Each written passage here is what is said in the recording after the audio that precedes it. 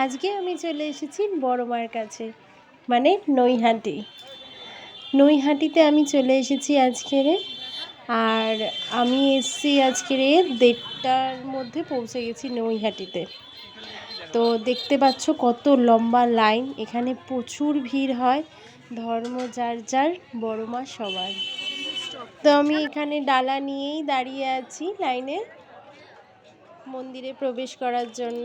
আমি দমদম থেকেই ট্রেনে উঠেছিলাম, নৈহাটি লোকাল ট্রেনে উঠে ট্রেন থেকে মানে নেমেই স্টেশনের পাশে টোটো আছে, অটোও আছে। তো তোমরা যেরকমভাবে যেতে চাইবে সেরকমই যাওয়া যাবে, কিন্তু বড়মার মন্দির ওখান থেকে যেতে টোটো বা অটো রিক্সা কিছুই লাগে না, 10 মিনিট হেঁটে গেলেই বড়মার মন্দিরে পৌঁছে যাওয়া যাবে। আর এখানে মাতৃদর্শন ও পুজো গ্রহণের সময় হচ্ছে সকাল 8টা থেকে দুপুর 1টা, দুপুর 1:30 থেকে দুপুর 2:30, এবং বিকেল 4টে থেকে রাত্রির 8টা। আর সন্ধ্যা আরতি যদি তোমরা দেখতে চাও তো সন্ধ্যা 6টার সময় চালু হয়ে যায়। আর শনিবার আর মঙ্গলবার এই দুটোই দিনই মানে ভোগ কিন্তু দেওয়া হয়। হ্যাঁ, তো কখনো খিচুড়ি ভোগও হতে পারে, আবার পোলাওও হতে পারে, ঠিক আছে, মঙ্গল আর শনিবার তো এখানে ভোগ হয়। আর এবং দর্শনার্থীদেরকেও ভোগ দেওয়া হয়। তাছাড়াও এখানে অনেক রুলস রয়েছে, যেরকম মানে মোবাইলে ছবি তোলা বা ভিডিও করা মানাই আছে, ওখানে লেখাও রয়েছে, তোমরা গেলে সেখানে দেখতেই পারবে, ওরা ওখানে লিখে রেখে দিয়েছে। তবুও ওরা ভিডিও করতে দেয়, সেলফিটা কিন্তু তুলতে দেয় না।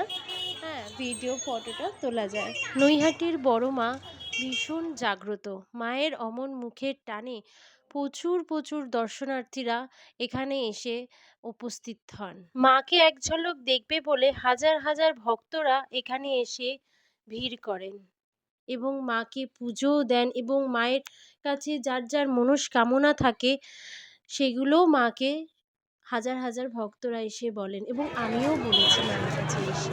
এই হচ্ছে মায়ের মন্দির, নতুন মন্দির। তোমরা যদি হাওড়া থেকে আসো তাহলে সোজা চলে আসো ট্রেন ধরে চুঁচুড়া স্টেশনে। চুঁচুড়া থেকে ঘাট পার করলেই নৈহাটি ফেরিঘাট পড়বে। সেখান থেকে বড়মার মন্দিরে ঢুকতে 2 থেকে 3 মিনিট টাইম লাগবে। আমি দমদম থেকে এসছি, তাই আমার সময় লেগেছে 1 ঘন্টা। 1 ঘন্টার বেশিক্ষণ এখানে লাগে না আসতে। তাছাড়া এখানে অনেক দোকান আছে ডালা কেনার জন্য, তোমরা এখানে সোজাসুজি চলে আসলে এখানে প্রচুর দোকান আছে, তোমরা ডালা কিনতে পারবে। তাছাড়া এখানে লাইন পড়ে প্রচুর ঠিকই, কিন্তু এখানে বেশিক্ষণ ধরে কিন্তু লাইন থামিয়ে রাখে না, তাড়াতাড়ি করে স্মুথলি চলে যায় লাইনটা। খুবই ভালো এখানে মানে ব্যবস্থা সব কিছুই। আর এখানে মন্দিরের দুপাশে অনেক দোকান আছে, যেখানে বড় মার সুন্দর করে বাঁধানো ছবি তোমরা পেয়ে যাবে। দেখতেই পাচ্ছ মন্দিরের ভিতরে কত ভিড়। জয় বড় মার জয়। মায়ের এই মূর্তিকে বানানো হয়েছে কোষ্টি পাথর দিয়ে, যেটা রাজস্থান থেকে তৈরি করে নিয়ে আসা হয়েছে।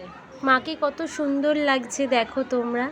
মায়ের এই মূর্তিকে কিন্তু সোনার গয়না দিয়েই কিন্তু পরানো রয়েছে। আমাদের পুজো দেওয়া হয়ে গেছে, তো চলো আমরা চলে যাই নৈহাটির ফেরিঘাটে। তো আমরা চলেই এসেছি নৈহাটির ফেরিঘাটে, তো আমরা এখানে কিছুক্ষণ আড্ডা মারবো। তো দেখো কি সুন্দর লাগছে গঙ্গাকে, মা গঙ্গা এখানে রয়েছেন। আর দেখো সূর্যটা ভীষণ ভালো লাগছে। তোমাদের কেমন লাগলো আমার এই ভিডিওটা তোমরা কিন্তু আমাকে সকলেই কমেন্ট করে জানিও, কেমন। দেখো তোমাদেরকে এই গঙ্গা দেখাচ্ছি, মা গঙ্গার, এটা কিন্তু জোয়ারে চলছে এখন। তো আমি আমার বরকে বললাম যে চলো আমরা একটা জার কিনে নিই, কিনে এখান থেকে গঙ্গার জল আমরা নিয়ে যাই। আমার গঙ্গার জলটা বাড়িতে শেষ হয়ে গেছে, তাই এখান থেকেই আমরা গঙ্গা জল নিয়ে যাব। জোয়ার কতটা ফুলে ফেঁপে উঠেছে তোমরা বুঝতেই পারছো। আমার গঙ্গার জল নেওয়া হয়েই গেছে, তো পরে আমি আবার নেমেছি জলে। অনেকটাই আমি চলে গেছিলাম, মানে বেশি দূর আমি যাইনি, সামনাসামনিই ছিলাম। তবু অনেকটাই আমি গেছিলাম। আমার বরকে বলছিলাম আমার সাথে আসো, আসবে না। আমি পিছন করে ডাকছি, আসবে না, ভয় পায়। ঠিক আছে, সবকিছু ভয় পেলে তো আর চলবে না। তাও আমি অত দূর অবধিই গেছি। আমার বর বলছে আর যেও না, আর জামাটাও আমার ভিজে গেছে। যাই হোক, উঠে আসার জন্য আমাকে অনেক বকাবকি করছে যে চলে আসো, চলে আসো, আর থাকতে হবে না, বাড়ি যাওয়ার টাইম হয়ে এসছে, চলো আমরা এবার বাড়ি চলে যাই। সত্যি এখানে এসে আমি বুঝতে পারলাম যে স্বয়ং বড় মা এখানে বসে আছেন। আমার এখানে এসে মনটা যেন শান্ত হয়ে গেল, তার সাথে মা গঙ্গাকে দেখে ভীষণই ভালো লাগছে। জয় বড় মার জয়। আমি এখানেই ভিডিওটাকে শেষ করে দিচ্ছি। অনেকটাই আমি ভিডিও বড় করে ফেলেছি, একটু কষ্ট করে দেখে নিও, আর আমার ইউটিউব চ্যানেলকে সাবস্ক্রাইব করতে ভুলো না।